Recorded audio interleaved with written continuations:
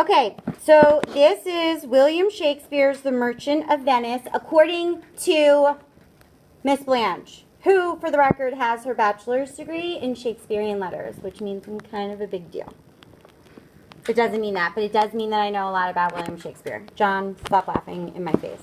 Okay, the characters in the play are Bassanio, Antonio, Lorenzo, Shylock, Portia, and Jessica.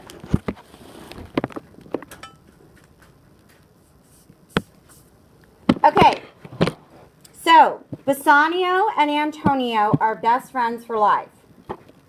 Bassanio is in desperate need of $3,000 to woo his love, the very fancy Portia. Antonio, his best friend, talks a lot of shop about money, but really all of his money is out on a boat. Antonio gets a great idea though. And he's like, okay, you're my bro, so I want to help you. Let's go get a loan from Shylock. And Shylock is, of course, the wealthy Jew that lives in town. And the term Shylock, as we know, has become a derogatory term used for people of the Jewish faith who do, in fact, behave in a stingy manner. But Shakespeare coined the name. Antonio's plan is that they'll get this loan, and when his ships come in with all the money, he'll pay back the loan, no problem. And he's like super confident. Okay, great. One tiny little problem, not a super big deal. Shylock hates Antonio's guts.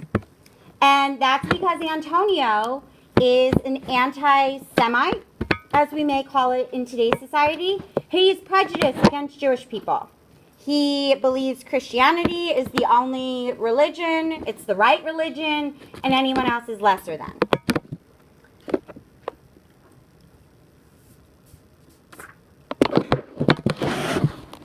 Although Shylock hates Antonio, he has a dark humor about him and agrees to provide a short-term loan, but sets up the requirements that Antonio must repay the loan within 3 months, or he must pay Shylock back with a pound of flesh.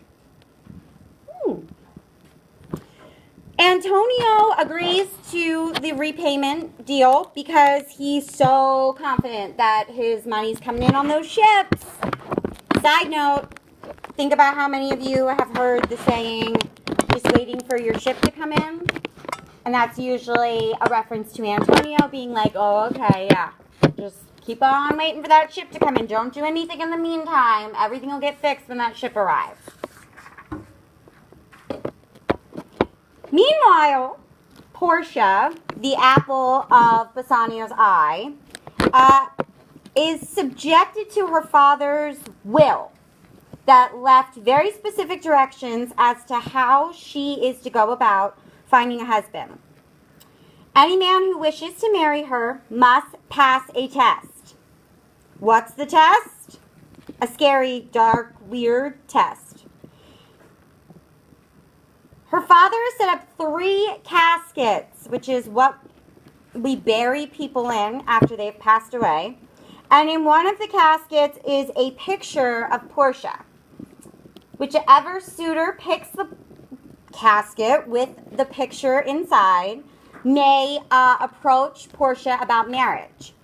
If the suitor chooses not to marry, or Portia chooses not to marry him, it's no big deal. The suitor just has to agree to never ever get married ever again. No big deal. NBD. Hashtag. Oh my. Oh, and then one more little plot, twist, subplot.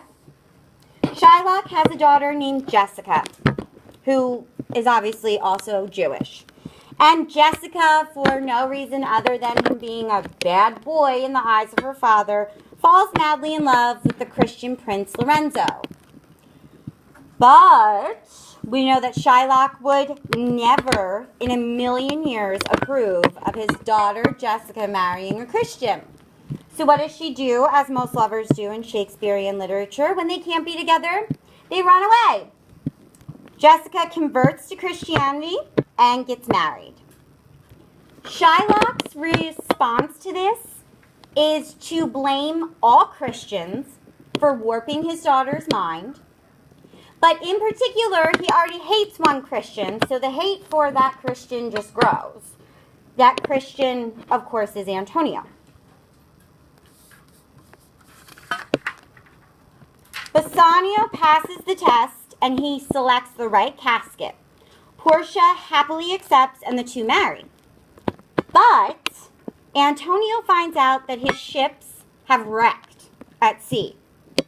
And it is unfortunately the very time that Shylock has come to him to inform him that his debt is due. As Shylock prepares for trial, Bassanio runs to Antonio's side and offers Shylock 3 times the original loan amount.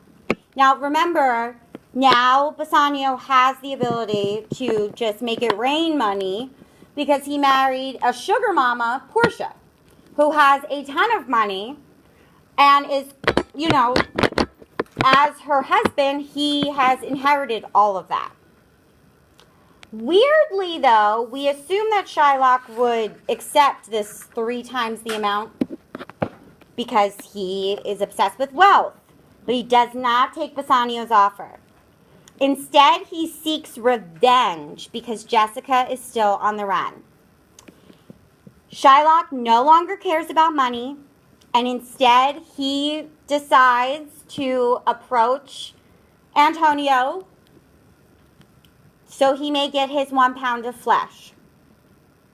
When, out of nowhere, 2 lawyers show up. Nobody knows who these lawyers are, but they're there to defend Antonio.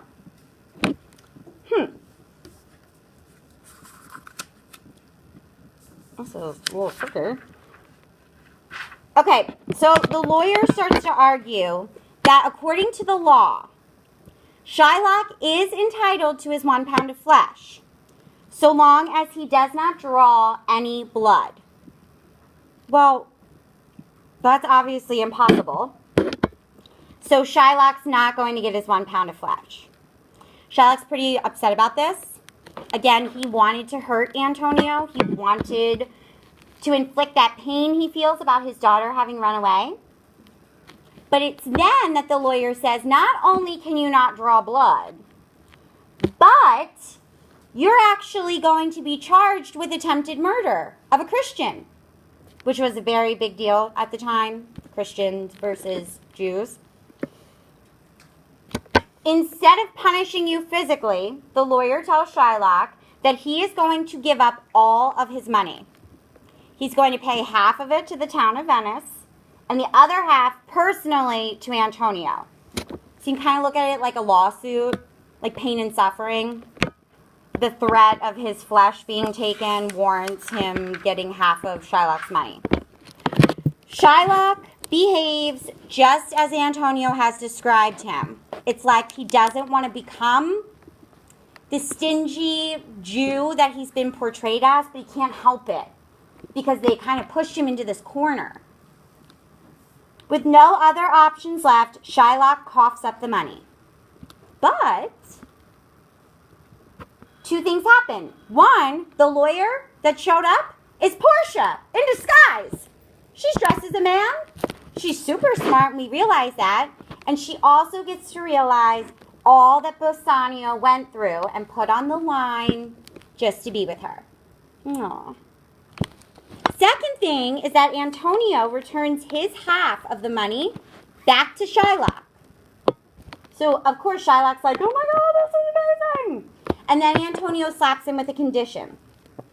You may have half your wealth back, provided you convert to Christianity and leave all of your wealth to your daughter Jessica.